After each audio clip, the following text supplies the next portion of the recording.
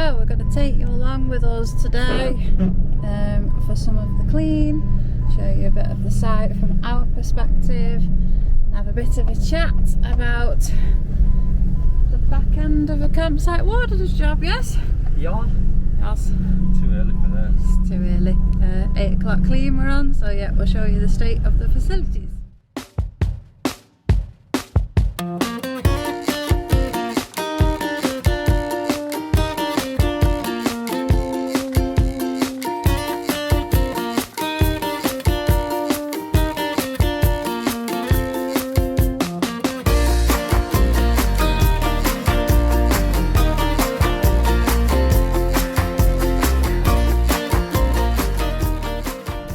Because of the lack of people on site, it's taken us about, what, an hour and 40 minutes instead of over 2 hours. Not too bad.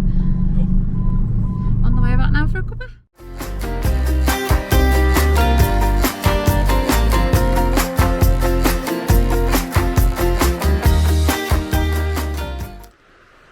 Some nights you come down to the beach and it's beautiful and sunny, and other nights it's been peeing down all day. You're knackered. Come down with these two in your pyjamas. It's just the way life rolls, isn't it? Good afternoon, everybody. Hello.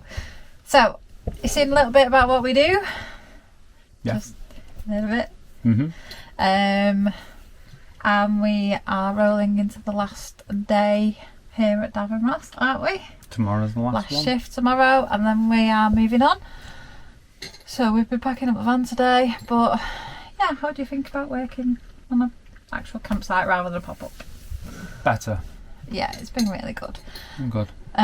We've proper enjoyed it here, but there are some niggles, which I think Gripes. is standard across any campsite. It's nothing to do with being here, because here's brilliant. It's just people. So what's your biggest gripe? Biggest? Bloody hell. So one of the ones for People. me is we do. So I've seen it a few times on some of the motorhome pages on Facebook, and people asking why you can only arrive at a certain time and you've got to be gone by a certain time. There is a reason. It's not just campsites being greedy. We here at Davin Ross, it's off by 11, check in by 2.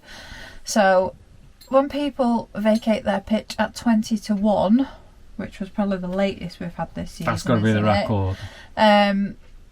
It doesn't give us a lot of time to get stuff sorted out before the pitch goes to the next person. So I'll put some clips in of what happens to the pitches when there's been a tent on for a week or 2 weeks. Basically, the grass dies. We have to flip the pitches, which means we have to remeasure between each fire break, between each pitch, so that we can try and let some of the grass get some sunlight and regrow. So basically move. So if you've got a burnt pitch there, what you'll do is you'll move them to that side where it's green, and then you'll move. They'll be there for X or amount even of if days. it's half the grass that's dead, it's still getting a bit of sun, because otherwise it dies like for a long time. It's difficult to get it to regrow. So this is one of the reasons. Plus we have to mow it. Plus we have to litter pick. In between that time, we also all have to have lunch. Which is 1 till 2. 1 till 2. So we have 2 o'clock arrivals for a reason. It's not 10 to 2.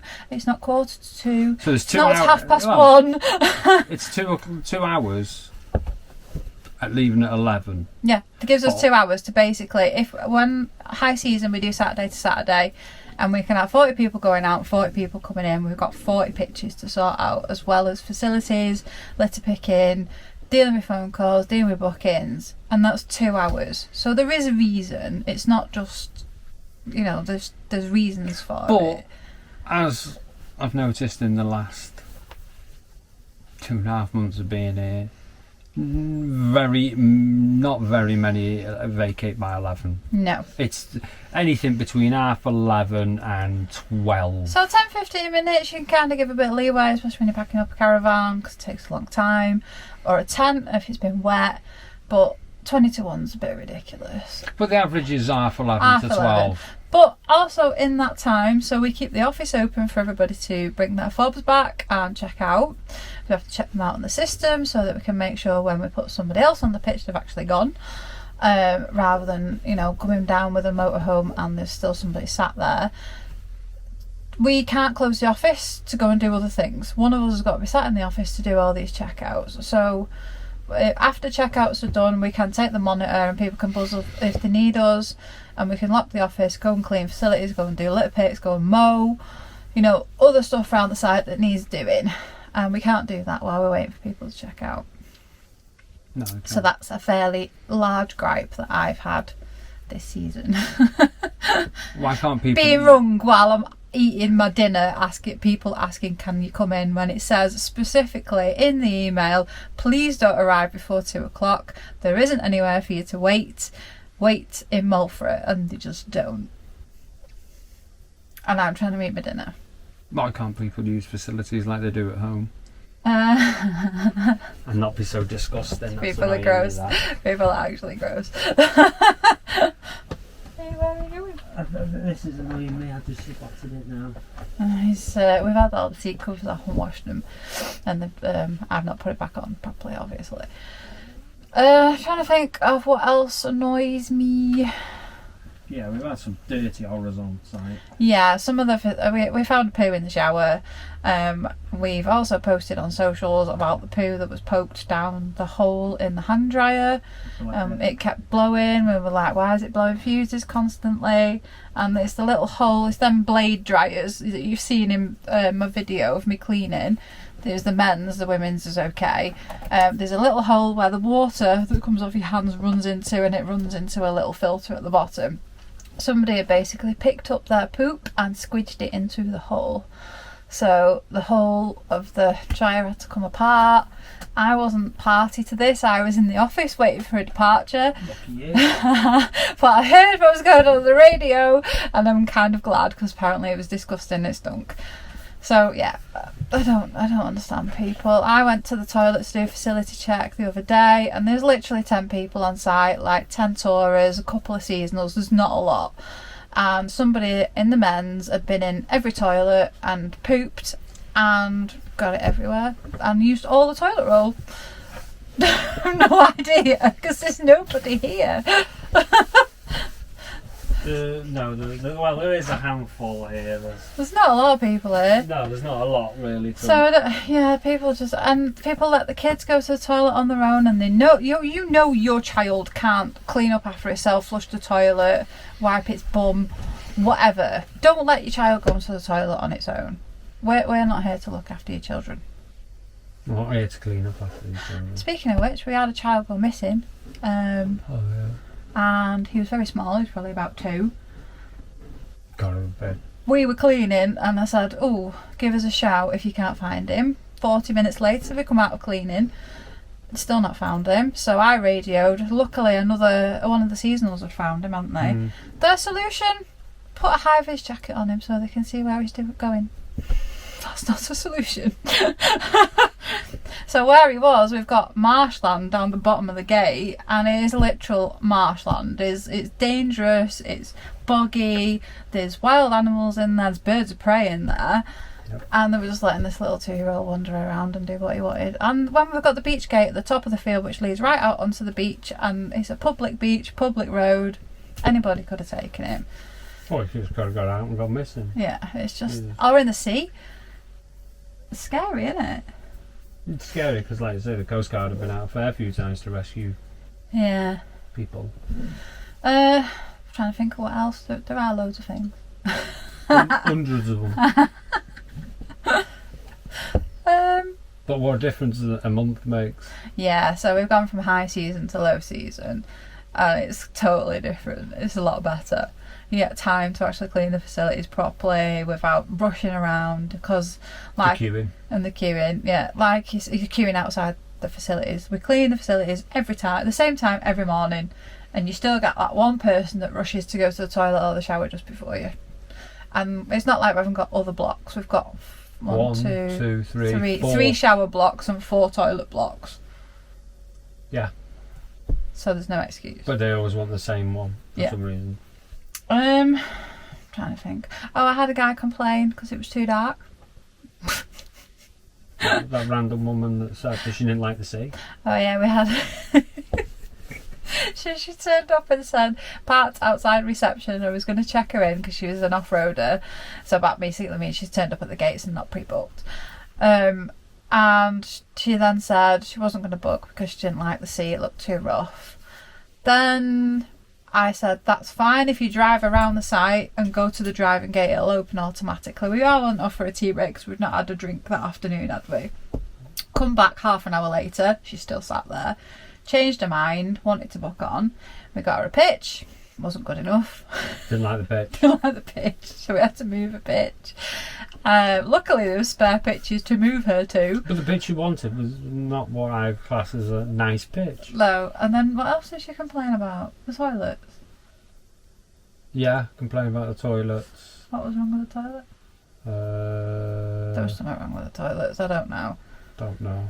The boiler went down in the bottom of the beach toilets. It's just one of them things, it just happens. We were waiting for the electrician to come out and sort it, so there was on the cold water. But the sinks are literally this big, you can't do anything in them anyway. And we've got shower blocks, so I don't understand her gripe, but there you go. That's in saying this, 99% of the people that come here are absolutely lovely, aren't they? Like, really, really nice people. And if you're the idiot with the kettle that says, my kettle's alright, my electrics keep blowing, then your kettle wasn't alright, was it? It was a 3,000 watt rapid boil kettle on a 10 amp site. Yeah, he kept coming up and complaining to Stephen, saying that his electrics kept blowing, and Stephen was like, it's something in your caravan. And he's like, it's not my caravan. So in the end, the manager, the owner, went down, googled his kettle. It was a 3,000 watt kettle. Rapid boil. A rapid boil kettle. That's why it kept blowing his electrics. So yes, there's lots of little niggly things in there. Oh, there is. People speeding on site. 5 mile hours there for a reason. And there's kids everywhere, dogs everywhere, and. Well, not everywhere. No. Well, they are. Dogs are on leads. Dogs are on leads, but yeah. Sorry, he's one of the lads with the tractor. But like you say. Stephen's got another gripe because he did basically on our site. It's gated, so you buzz the gate. One of us will come and welcome you and give you your little key fob, take a deposit, give you a map. Then we send you down to one of the guys to get you on the pitch and make sure you pitch correctly with enough space between you and the next pitch for a fire break. So Stephen has had lots of trouble this season with people that can't reverse caravans. You shouldn't be allowed a caravan unless you can. Not allowed a caravan unless you can reverse it. We've been asked a few times if they could be put on with the tractor, but the lad who does the tractor driving went away for a month, so we weren't able to do it. I won't do it. I won't move anybody else's unit. I want that to in a caravan. No. I can do it, but I just choose not to. Oh, you've had the don't patronise me lady. Oh. I was going to do something there. I don't know. You're supposed to be talking. I know. I'm seeing things I need to do, and that's the problem. Yeah, so basically she was in a tent with a friend, and we have to have 6 metres between each unit. And that's your fire break in case something happens in your unit. There's 6 metres between you and the next unit. Car is allowed in the middle because that's technically a barrier between you and the next unit, even though if it's petrol it would set on fire and blow up. I don't know. Anyway, it's to do with the regulations. And he was explaining the fire break rules. I was pitching somebody else to her, and she goes right up to his face and says, "Don't you patronise me." So you walked off, didn't you? Yeah, but in the meantime, she said, "Can we pitch our tents? I know about fire regulations. Don't you patronise me." Then she said, "Can we put our tents together?" So she obviously didn't know about fire regulations. We are a quite strict site here, but everything's this is why we do all of our bookings by telephone. Everything goes out by email. So we run through the rules with you before you book. And if you don't want to come here, which is a quiet site at 10:30, it is gated. There are rules. Go to another site. It's as simple as that, isn't it? A lot of people come here for the rules, yes. For the 10:30 and the strictness. You're not allowed to have music on that can be heard outside your unit. So obviously you're in a tent, you can't really have a radio on because it can always be heard outside your unit. Yeah, you're not getting away with it. And at 10:30, if you are outside talking, doesn't matter if it's really, really quiet. If you've got a kid asleep next to you in a tent, it's going to wake them up. So we have to tell you to be quiet. It's as simple as that. Yeah, but people go in awnings and they treat it as if it's a stone house. Bricks and mortar house. Yeah, so they're talking normally. They'll get all the mates together in the awning and be really loud and rowdy, and you're like, can you be quiet? I'm sure they do think it's a house. Yeah. We shouldn't really slag people off. Half these people that could be our subscribers. Yeah. And we're saying how awful you are. We're not saying how awful. We're just saying that it's a couple of gripes that we've had whilst we've been working. Yeah. The arrival times is my big one, and it's like not all sites are the same, so we can't speak for all. We can only speak for our. It's strict. We have strict arrival times for a reason, because we want to get you pitched up as safely as possible. So obviously in low season, on a Friday we do till 7 p.m, but if we did any later than that, we would be pitching you in the dark. We would be you'd be putting your tent up in the dark if you're in a tent, and it's not safe for a start, because we don't have lights on site. It's like an area of natural beauty, so there's not really lights and stuff, outstanding natural beauty. No. I don't think it's dark skies here. No. But you can see the stars. Dark area. Yeah, dark skies it is. I don't know. But yeah, there's a reason. I had a guy, so this was a funny story. He booked with me on the telephone, said he was going to pay cash on arrival, so he hadn't paid. Given him the times and everything. It was him and a woman he was booking in. Didn't seem to know the woman's name. It was a bit odd. So then I had the monitor that night, didn't I? Yeah, you were on call. 11:30 that night, PM, monitor goes. He wanted to come on site. I told him no. Then he rings the monitor again. My boss, my manager, the owner, has also got it go straight to his mobile phone. He was out. He answered it, told him no because he thought I'd not answered it. Then he kept ringing the buzzer, sat there ringing.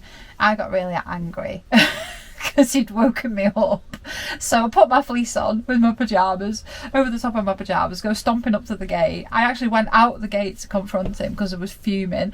In the meantime, my manager, I put my phone on airplane mode at night so I get a good night's sleep. He's frantically trying to ring me and text me and telling me not to go up to the gate, wasn't he? And I shouted at him and I was like, mate, I can't let you on at 11:30 at night to put a tent up when we have quiet policy at 10:30. His excuse was, what am I going to do? Is not my problem. The worst thing was, I said, if you come back at 9 tomorrow, we can see if we can get you on a pitch. But then the manager had decided he didn't want to let him on because of his behaviour. And it was two blokes, there was no woman, two blokes in a van. So we refused him entry and he started kicking off, didn't he? He jumped up in the flower bed, so he was taller than me, and started shouting at me. And I was just like, mate, get out the flower bed, stop acting like a child and get down and talk like an actual adult. And he was being a child, wasn't he? Oh God, yeah. So he was listening from the gate. But Rob and Lynn were at the rally. It's a good job Rob didn't see him shouting at me because he would have hit him. So then the manager comes over, who is a fairly big lad, our manager, and he got worse. And in the end, I told him to get in his van, so I was ringing the police. So yeah, I probably maybe made that a bit worse because I was a bit angry, wasn't I? I don't know. I just wanted to hit him. He was a skinny little idiot. But Watch it if you're one of our subscribers. no, he won't. Yeah, apparently he was pointing his phone in our faces and saying he was going to put it on Facebook. I don't know what he was going to put on Facebook, but there you go. Nothing seems to have popped up anywhere. But yeah, 11:30 p.m. wanted to pitch his tent. I'm convinced they were on the rob because it's a gated site and you can't get on otherwise. A few people have had walk on. People have let them in through the beach gate down the bottom, and they've wandered up to reception and they're like, oh, what a lovely site. And I'm like, yes, now I'm going to have to lock the office to let you back off because you can't get out. So yeah, when there's gates there, it's for a reason. Everyone's safety and security. Don't walk into a gated site because you're going to get stuck.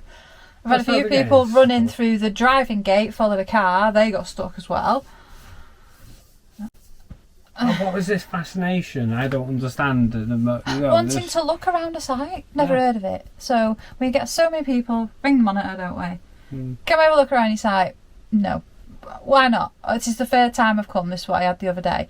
Because we don't have a warden that can take you around the site. Well, we could just look ourselves, but there's a reason it's a gated site and only people that are booked on are allowed on it. So no, the answer's no. Who wants to look at a site unless you're planning on having a seasonal pitch, in which case you would have made an inquiry and possibly made an appointment to come and have a look at the Yes. site, and it's normally done with management. We're not going to let you on. So Yeah, because all the questions and everything go to the manager then, regarding the seasonal pitch rather than a warden. also, we have a lot of people, we call them off-roaders, so they just literally turn up at the gate and ask if there's a pitch. We've never ever done that. No. Ever. I always ring or email or try and book online before. I never just rock up and expect to be pitched. I find it very odd. Maybe a lot of people out there do it, but I don't But get have it. any of you lot done it though? Asked to go and look around the site? Yeah, and what was the reason? And was you refused? Yeah. I don't know why you'd go and have a look. Because we'd look online and if we like the look of it, we'll go and book it. But we don't walk past the site or drive past the site and think, oh, let's go I and have think a with look. this, because literally Ligwy Beach is at the bottom of the site, and you drive past the site to go down to it because it's dead end the car park. Yeah. People go to Ligwy Beach and are curious about the site, but don't want to bother ringing it up or whatever. I don't know. I really don't know. I don't know either. If I knew, I didn't. Yeah. We have people asking, can they park in high season at the weekends, don't we? Can you pay to park here? And we're like, no, because we'd have to get you on and off the site. No. And then we get abuse because we can't let them park. But we have two very small parking areas for extra cars, so you can only have one car on your pitch. That's the same for the seasonals. We have about 106 pitches or something like that. So if we've got 106 people and say half of them have an extra car, Well, we have had an instance in the summer where we had to park people in the RV pitch, in yeah. the RV pitch. because we just haven't got the space. So there's about 5 parking spaces up here, 5 or 6, probably a bit more down there. 8 or 9. It's not that many. So yeah. And then 1 car per pitch. Yeah. So like you say, yeah, it's not a lot. And then when people, we had an incident the other Friday. We were doing a late till 7, and there was a big pile up at Queen's Ferry. There was a problem at Penmama. Is that how you say it? Ped. Most people around here call it pen, so I'm sticking with pen. Penmamawa. That's how it's written. So we had 10 late arrivals basically. So that was an exceptional instance where we let people on late because there was 10 arrivals that were coming after 7 o'clock. There was nothing they could do about it, nothing we could do about it. No. But the people that rock up at 6:30 when they're supposed to be here by 5 and haven't bothered telling us, and they just expect it to, could be in the shower because we've clocked off for the day, could be in our pyjamas. You have to go having tea. You have to go to the office, unlock the office, check people in. It's not a 5-second job. Everything has to be entered onto the system. It's like a 10-minute job to do that, then another 10-minute job to go and get you pitched up. It's not a 5-second thing. So wardens need time off too. Yeah, they do. Well, your rants. I ranted enough. So I've had my rants. People. I generally dislike for people. You're allowed to get to talk to the camera. Well, they are. It's everything, all my dealings is with people. So, what can I say? There's quite a few. I had a few. You're in the office, so you get a lot more of it because you get the phone, I get it because the email. right. So we and all the share welcome. the monitor, the on-call monitor. So we share walk rounds. We do it at 10:30. One of us has a monitor every night overnight. Whenever the monitor is Stephen's, it means it's basically mine. So I do double monitor work, don't I? Yeah, Yeah. because I tell people no. I tell people no. No, you And don't. I end up nearly getting in a fight. No, you don't. You don't. You let someone in at dinner. You told somebody at dinner time. So the next time I told the other person, no, you're not coming on site. Pure and simple. Go down the road, go and park, come back in half an hour. Yeah. I am I don't too stand for nice it. for my own good sometimes. It depends on my mood. I had eaten my dinner that day. Already eaten. Yeah, well, that's the thing. Um, I don't, because normally a nightmare. You do something nice, it backfires to you on a campsite. yeah, That's the problem. Yeah, so But other than that, it's a great job. it is a good job. I've lost all my tan now because obviously it's a bit cold in Wales now. Yeah. So we're walking around wearing fleeces and jumpers instead of t-shirts. But yeah, I had the best tan I've ever had in my life, even though we've been to places like Thailand and Mexico. I feel loads better. It's just a brilliant way of life, isn't it? We've not struggled living in the van at all, even though I thought we might. It's just been really good. Yeah, it has to be fair. The family here are lovely. We got invited over for a cake yesterday because it was the owner's birthday the day before, and he had a big cheesecake that had been made for him. So we had cake and tea. We all had leaving do. We had a little leaving do where they cooked for us and got us drinks. And we played Articulate. Was it? Yeah, I don't know what it Articulate. was, but yeah. So really, really good. We've had a really good time. We'd be sad to go, but we really are looking forward to having the summer off next year. You've got to work the winter to take the summer off. Yes. So if we weren't going to do the winter, then we would have been here till end of October. Yeah, but we are darting off which is because all the maintenance Bed work. Gellert need us ASAP. Don't think they have enough staff there. Nope. So yeah, here they are recruiting 3 sets of wardens for next year, apparently. Done a few interviews already, chatted to a few nice people. So yeah, if you are thinking about it, get applying. Can't recommend it highly enough. Lovely, lovely family, and we would definitely be coming back next year if we weren't taking the summer off. No, yeah, summer off. Yeah, summer off. We were going to say about our other plan. What's our other plan? Hey? Could do, yeah. Yeah, so our idea basically is, because campsites are so expensive, we don't mind wild camping, but obviously you need to fill up with water, empty waste. Sometimes, especially when it's really hot, it's nice to just stop still for a bit. Yeah, going to the toilet. Yeah, things like that. empty toilet. We are thinking about possibly taking on a seasonal pitch for the summer. Ideally, we'd like to be located in the middle of the country, so then we could dart off here, there, and everywhere, or more towards Manchester, where my family are. So, if you know of anywhere at a decent price, let us know. Because I'm looking and it's like a minefield. I've got no idea what I'm doing. Yeah, it was an idea that I had a while ago, and he poo-pooed it and said no. But now you've come round to the idea. Well, now because it's coming up to the summer and our plans, looking at, you're looking at 40 quid a night.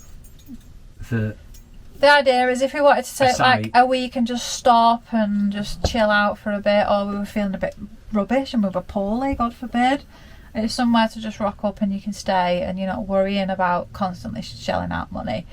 Because there's rallies and there's CLs and all this, that and the other, but having a base would be good, yeah. with good facilities and a laundry when you live in your van. But yeah, I mean 1900 quid roughly, about 40 quid a night is 42, about 40 odd nights worth you'd have to sort of, so anything after 40 nights on a seasonal is profit then. Yeah, we would definitely get our money's worth out of it, I reckon. Yeah. Especially if it's a type that accepted tourists as well, because we just have friends come and visit and whatnot. Yeah, you got that, and also like say you're anywhere to go everywhere. Yeah. So that is our idea. I have contacted a few sites, but yeah, like I say, I have no idea what I'm doing, which is basically my life, just winging it. It's a case of winging it. But I only thought that I would need to get onto this ASAP because here they are onto their seasonals now and getting them to pay their money up front. And I thought other sites would be the same, but it doesn't seem to be the case. Especially sites that do touring all year. They're saying that they're not releasing their seasonals lists until January. So I don't know, I'm just going to keep looking and see if I come across a site that I really like. For decent money, I don't want to pay a fortune. £2,000 maximum, I think, and it's got to be not a short season. No, it's got to be like April till September at the least. Yeah, March, April till September, October time, I reckon. Yeah, so that is our rough, loose idea. Obviously, it'll give us a base to, you know, go and clean the van and rip the van to pieces if we need to for whatever reason. Yeah, there is that. So yeah, any ideas, drop them in the comments below and we will check them out. If you've had a seasonal pitch somewhere and you thought it was really, really good. If you've been somewhere that do seasonals and you thought it was really good, let us know. But yeah, ideally mid-country or more towards Manchester. Open to an idea. We are open. We don't want to go down south. Hate the water. Yeah, anyway, it's not hard water. Not hard water, yeah, but we don't want to do it. And Anglesey is a bit too far out. Yeah, there's a place here, isn't there? There is a place up the road. Up the road, 900 quid each Yeah. for March till September. Yeah, it's cheap as chips, but you're miles out of the way. Too far out. There's every time we went to a show or a meet or whatever, we'd have to pay a fortune in fuel. I think it's 70 miles to my mum's. It's going to be like 200 miles to like middle of the country and then 200 miles back. Yeah, so ideally mid-country or more towards Manchester, Peak District area. Yeah, I'm not really bothered where, around northwest. Anywhere Yeah, like northwest area, Shropshire. that. Yeah.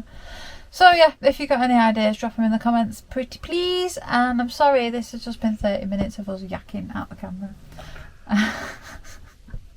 So we'll leave you with that one.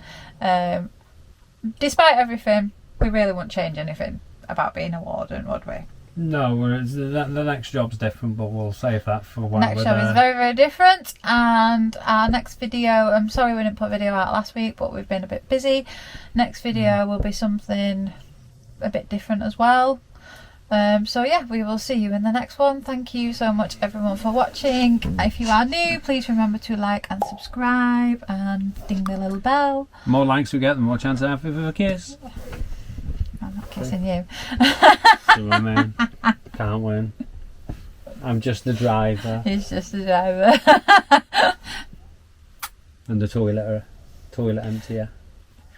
Kiss, kiss, no bad. Oh. I'm all. On that note, on that bombshell, we will see you in the next one. See you later. Bye bye.